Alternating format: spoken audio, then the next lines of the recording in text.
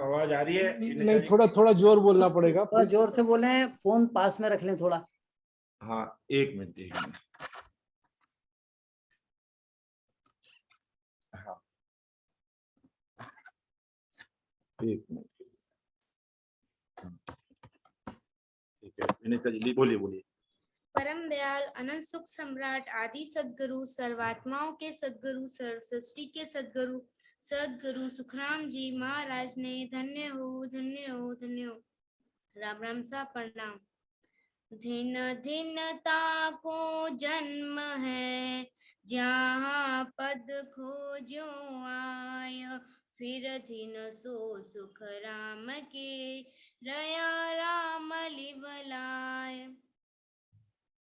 परम दयाल अनंत सुख सम्राट आदि सदगुरु सर्वात्माओं के सदगुरु सर्व सृष्टि के सदगुरु सुखराम जी महाराज ने धिन धिनता के अंग में उन सभी मनुष्य अर्थात नर नारियों को धन्य धन्य अर्थात परम सौभाग्यवान कहा है, जो आवागमन से छुटकारा पाने का साधन कर रहे हैं और जिन्होंने जीवित अवस्था में आवागमन से छुटकारा सुनिश्चित कर लिया है। इस अंग की प्रथम साखी में उन्हें धन्य कहा है, परम सौभाग्यवान माना है, जिन्हें आवागमन से छुटकारे के अवस्था समझ आई है और उसे पाने के लिए राम नाम स्मरण में लग गए हैं। जगत में धन्य अर्थात परम सौभाग्यवान किसे कहोगे? आदि सदगुरु महाराज फरमाते हैं कि जिन्होंने इस चौथे पद की खोजना की है, उनका जगत में जन्म लेना धन्य है, और जो इस चौथे पद की प्राप्ति के लिए राम नाम से लिव लगा रहे हैं, वे धन्य हैं अर्थात परम सौभाग्यवान हैं। आदि सदगुरु सुखराम जी महाराज ने समस्त प्राणियों के लिए, समस्त आत्माओं के लिए 4 पद बताए हैं।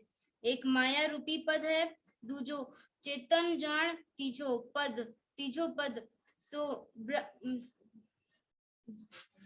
ब्रह्म ही सुनो सकल नर आण पद, चौथो ओ होई सत्स्वरूप, सतमाए निसंग निर्भय हुए कोई, सुखराम कहे सब सांभलो, ज्ञानी ध्यानी आण एक माया रूपी पद है, दूजो चेतन जान उन नर नारियों को परम सौभाग्यवान बताया, जिन्होंने सत्स्वरूप पद, सतपद, निसंग पद, निर्भय पद की खोज की है, क्योंकि यह पद अजर अमर पद है। इस पद को प्राप्त करने के बाद किसी अन्य पद में नहीं जाता है। माया के पद में, जीव पद में बार बार मृत्यु को प्राप्त होता है, और कभी हाकिम सेठ, तो कभी मोटा छोटा देव पद, तो नारकीय पद भोगता रहता है और दुख से छुटकारा नहीं मिलता है। चैतन्य पद शिव पद में पहुंचकर फिर जीव पद में आ जाता है, इसलिए वहां भी दुख से छुटकारा नहीं मिलता है। ब्रह्म पद में आदि में था और जीव पद में आ गया, और अनंत युगों से इस जीव पद में है, इसलिए ब्रह्म पद अर्थात हूण काल पार ब्रह्म पद से भी आकर दुख में पड़ता है। इस प्रकार तीनों ही पद पाने के बाद पद बदलता है और दुखों से छुटकारा नहीं होता है। इसलिए संत इसे परम सौभाग्यवान नहीं मानते हैं।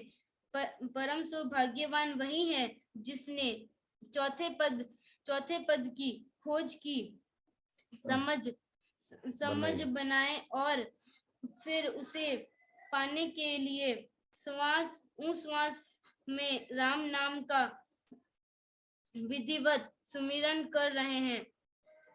ऐसा उच्च ज्ञान सुनकर समझकर सभी नर नारियों को अधिक से अधिक सुमिरन करना चाहिए और इसी जन्म में परम मोक्ष की प्राप्ति का लक्ष्य रखना चाहिए। राम राम सा बारंबार प्रणाम करूँ सा। बहुत बहुत हार्दिक आभार हमारे विनीता जी का।